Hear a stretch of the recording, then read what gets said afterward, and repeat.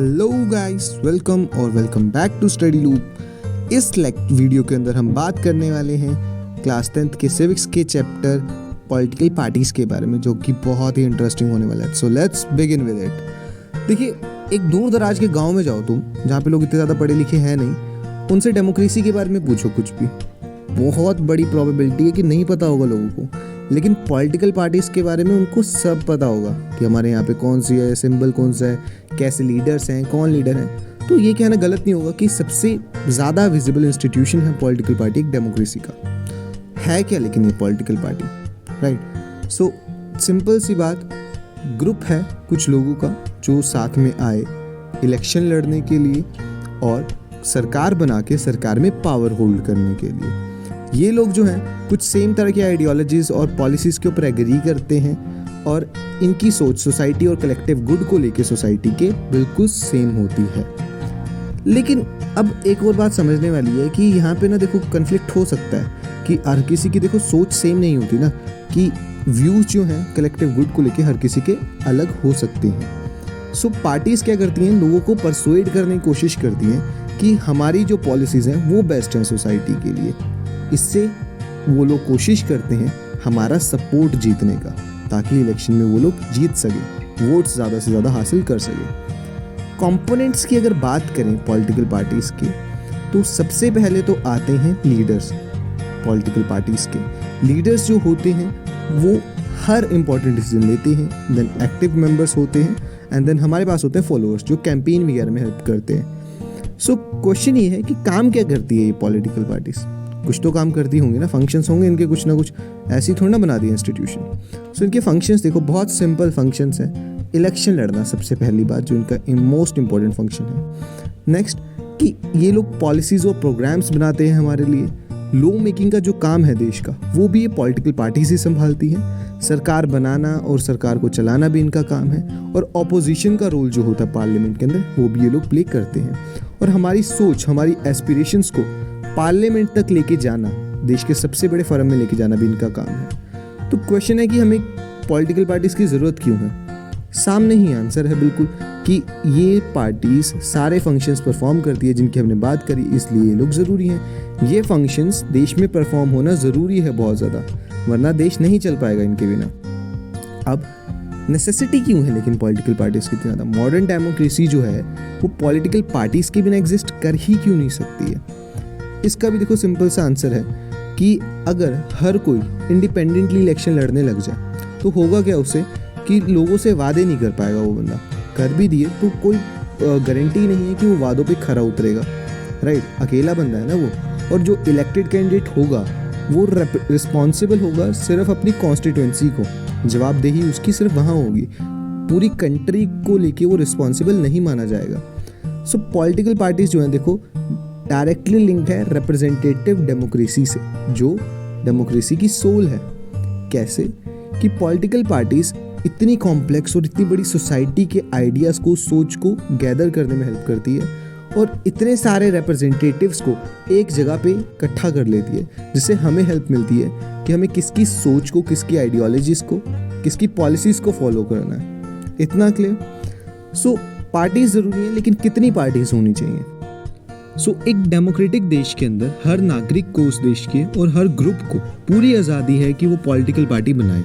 तो इस आज़ादी से हुआ क्या हमारे देश के अंदर कि इस वक्त हमारे यहाँ पे 750 पार्टीज जो है रजिस्टर्ड हैं इलेक्शन कमीशन ऑफ इंडिया के साथ। लेकिन ये सारी की सारी सीरियस हो, इसकी कोई गारंटी नहीं है ना। सो क्वेश्चन अब ये आता है कि हाउ मेनी मेजर और effective parties are needed for good democracy? एक अच्छी खासी डेमोक्रेसी के लिए कितनी ज़्यादा सीरियस पार्टी और इफेक्टिव पार्टीज़ की ज़रूरत है? इसको अगर हम थोड़ा सा ब्रीफली अब समझें कुछ एग्जांपल्स के साथ। सो कई कंट्रीज़ आपको दुनिया के अंदर देखने को मिल जाएंगी जहाँ पे सिर्फ एक पार्टी जो है अलाउड है।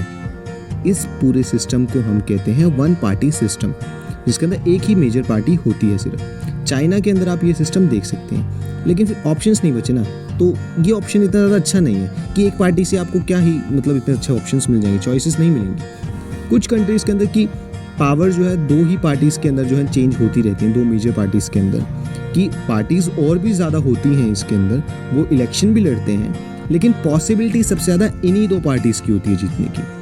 इसकी अगर हम बात करें तो इसका एक सबसे बड़ा हमें एग्जाम्पल देखने को मिल जाएगा यूएसए के अंदर, और इस सिस्टम को हम कहते हैं 2 पार्टी सिस्टम। इतना क्लियर। लास्ट सिस्टम में अब देखिए क्या होता है कि बहुत सारी अलग अलग पार्टीज जो हैं वो साथ में आके इलेक्शन लड़ती हैं, मतलब बहुत सारी पार्टी एक देश के अंदर इलेक्शन लड़ रही हैं, उसे हम कहते हैं मल्टी पार्टी सिस्टम। ये सुनने में बहुत ही ज़्यादा मेसी और बहुत ज़्यादा कॉम्प्लेक्स प्रोसीजर लगता है, और कुछ लोग कहते हैं कि इससे इंस्टेबिलिटी भी आती है पॉलिटिक्स के अंदर। लेकिन एक सच्चाई ये भी है कि इसी के अंदर सिर्फ हमें सबसे ज़्यादा चॉइसेस मिलती हैं, और हमारे ओपिनियंस और इंटरेस्ट सर्व होने की सबसे बड़ी गारंटी भी इसी सिस्टम के अंदर है। इसलिए हमारा देश इंडिया भी यही पॉलिसी जो है, यही पार्टी सिस्टम फॉलो करता है। सो अब क्वेश्चन है कि बेस्ट कौन सा है, इसके अंदर से बेटर कौन सा है। तो अब इसका अगर जवाब ढूंढें तो ये डिपेंड करती है चीज़ पूरी की पूरी सोसाइटी के नेचर के ऊपर, सोसाइटी किस तरह की है। हर सोसाइटी जो है अपनी ज़रूरतों के हिसाब से अपना ही एक पार्टी सिस्टम एवॉल्व कर लेती है। इंडिया का एग्जांपल है, इंडिया की जोग्राफिकल और जो सोशल कल्चरल डाइवर्सिटी है वो बहुत बड़ी है, इसलिए हमारे देश में मल्टी पार्टी सिस्टम को चूज़ किया गया। सो सिंपल सा आंसर ये है कि कोई भी सिस्टम जो है आइडियल नहीं होता, ये सोसाइटी की नीड के ऊपर पूरी तरह से डिपेंड करता है। इतना क्लियर।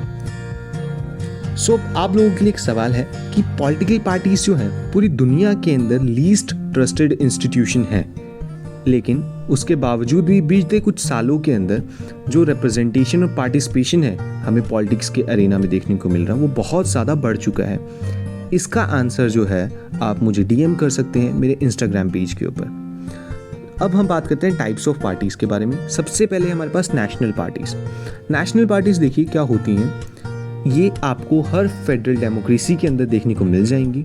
ये कंट्री वाइड पार्टीज़ होती हैं और इनके जो सब यूनिट्स हैं वो हर स्टेट के अंदर देखने को मिलते हैं। सब यूनिट्स जो है सेम तरह की पॉलिसीज़, प्रोग्राम्स और स्ट्रेटजीज़ को फॉलो करते हैं जो नेशनल लेवल पे बनाए जाते हैं।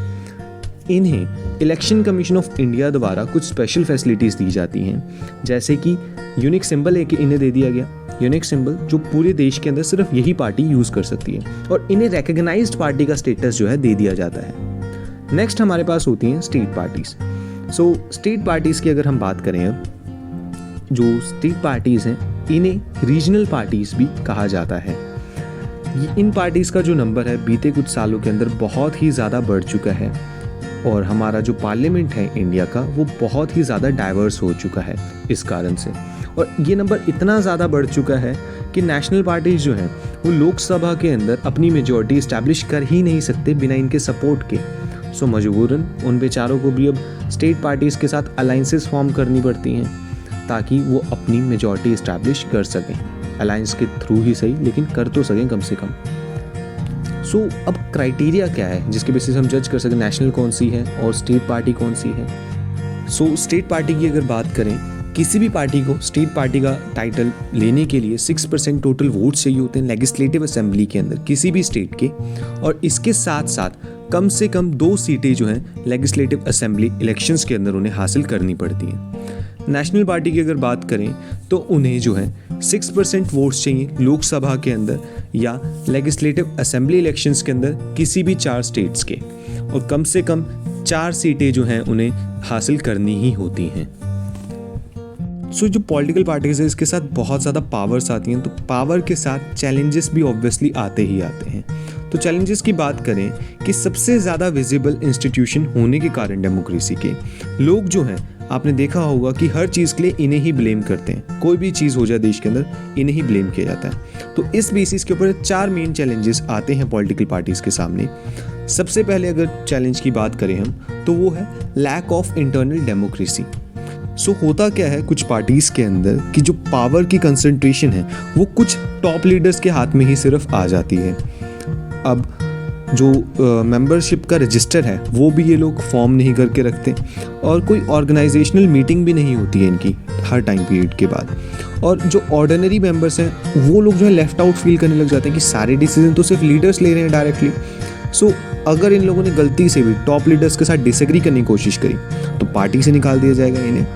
सो ज़रूरी अब क्या हो चुका है कि आप पार्टी की तरफ लॉयल हो या ना हो वो मैटर नहीं करता, आप लीडर के खिलाफ कितने लॉयल हो वो मैटर करता है, जो कि एक बहुत ही गलत चीज़ है। जो सेकंड चैलेंज पॉलिटिकल पार्टीज़ के सामने आता है वो है डायनेस्टिक रूल का, जो डायनेटिक सक्सेशन का। उसके अंदर क्या है कि कई पार्टीज़ के अंदर देखने को मिलता है कि टॉप पोजीशंस जो है पार्टी की, जितनी भी अथॉरिटी वाली पोजीशंस होती हैं, वो एक ही फैमिली के लोग जो हैं होल्ड करके रखते हैं। ऐसे कई एग्जांपल्स आपको मिल जाएंगे ऐसी पार्टीज़ के। तो ये जो एक बहुत ही अनफेयर चीज़ है, लोगों को इक्वल रिप्रेजेंटेशन नहीं मिल रहा है, इक्वल जो है मौका नहीं मिल रहा है, और डेमोक्रेसी के लिए भी अच्छी नहीं है, क्योंकि एक आदमी जिसके पास 0% एक्सपीरियंस है वो लोगों को कंट्रोल कर रहा है, बाकी लोगों को पार्टी के कंट्रोल कर रहा है, जो कि बिल्कुल भी सही नहीं है। थर्ड चैलेंज जो है वो है मसल पावर का। अब पार्टीज़ क्या करती हैं, वो नॉमिनेट करती हैं जानबूझ के सिर्फ अमीर कैंडिडेट्स को, और इससे होता क्या है कि जो अमीर लोग हैं वो पार्टी के डिसीजंस को पूरी तरह से जो है इन्फ्लुएंस कर सकते हैं। और कई केसेस में तो ये तक देखा गया है कि पार्टी ने क्रिमिनल्स को जो है पार्टी का टिकट दे दिया है इलेक्शन जीतने के लिए, अगेन जो बहुत ही ज़्यादा गलत और हार्मफुल हो सकता है।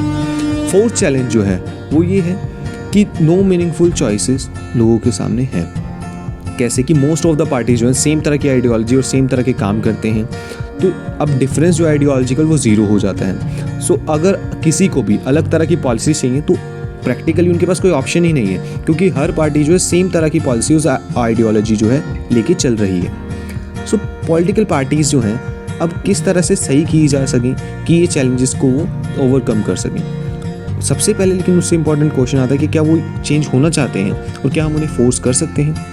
सच्चाई डेमोक्रेसी की ये है कि फाइनल डिसीजन सिर्फ और सिर्फ पार्टी के लीडर का होता है। हम क्या कर सकते हैं, या तो उन्हें रिप्लेस कर देंगे, उनको रिप्लेस करके भी तो दूसरा लीडर ही लाएंगे ना, क्या पता वो दूसरा लीडर भी चेंज ना होना चाहता हो, फिर क्या करेंगे हम लोग। सो इसके लिए कुछ स्टेप्स लिए गए हैं सरकार द्वारा भी, जैसे कि एक एंटी डिफेक्शन लॉ बनाया गया था। अब उसके अंदर क्या बोला गया है कि एमपीज और जो एमएलएज होते हैं ना, ये लोग पार्टी चेंज नहीं कर सकते अपनी पोजीशन होल्ड करते हुए, अगर चेंज करेंगे तो इन्हें पोजीशन को भी छोड़ना पड़ेगा। और सुप्रीम कोर्ट ने भी एक ऑर्डर पास किया था जो मनी का इन्फ्लुएंस है उसको कम करने के लिए, कि पार्टीज़ को जो है अब से इलेक्शन लड़ने से पहले अपने कैंडिडेट्स के नाम पे एक एफिडेविट जो है सबमिट करना पड़ेगा, जिसके अंदर उनके एसेट्स और उनके बाकी इन्फो पूरा दिया जाएगा कि क्रिमिनल बैकग्राउंड वगैरह ना हो। और इलेक्शन कमीशन ऑफ इंडिया ने भी एक ऑर्डर दिया है कि पार्टीज़ को अब ऑर्गेनाइजेशनल मीटिंग्स रखनी पड़ेंगी और अपने इनकम टैक्स भी जो है टाइम पे करने पड़ेंगे। इसके अलावा कुछ सजेशंस भी आए हैं लोगों के द्वारा। क्या सजेशंस हैं कि पार्टीज़ को रेगुलेट करने के लिए कुछ लॉज बनाए जाएँ गवर्नमेंट द्वारा, और साथ ही साथ जो है मैंडेटरी कर दिया जाए कि विमेंस को 1/3 टिकट जो है देनी ही देनी है, ताकि उनका भी रिप्रेजेंटेशन बने। और इलेक्शन की फंडिंग पूरी स्टेट करे, कि मतलब पार्टीज़ अपना पैसा यूज़ ना करे, गवर्नमेंट उन्हें पैसा दे। लेकिन सारे सजेशंस और जो हैं कभी भी एक्सेप्ट नहीं किए गए हैं। सो सॉल्यूशन, स्टडी लूप पे हम हर चीज़ का सॉल्यूशन देते हैं, जैसे आपको पता ही है। तो इसका सॉल्यूशन ये है कि हम लोग ही सिर्फ उन पे प्रेशर डाल सकते हैं चेंज होने के लिए। मीडिया इसके अंदर एक इंपॉर्टेंट रोल प्ले कर सकती है, लेकिन लास्ट में सबसे इंपॉर्टेंट बात सिर्फ यही आती है कि जब तक हम खुद पॉलिटिक्स के अंदर एंटर नहीं करते, तो बाहर से खड़े रह के सिर्फ उनकी कमियां निकालने का कोई तुक नहीं बनने वाला है। So that is it for today guys. I hope आप लोगों को समझ आया होगा। सो चैनल को सब्सक्राइब करें, वीडियो को लाइक करें और ज़्यादा से ज़्यादा शेयर करें। और आपका कोई भी अगर डाउट हो या कोई भी सजेशन हो, सो प्लीज़ कमेंट करें।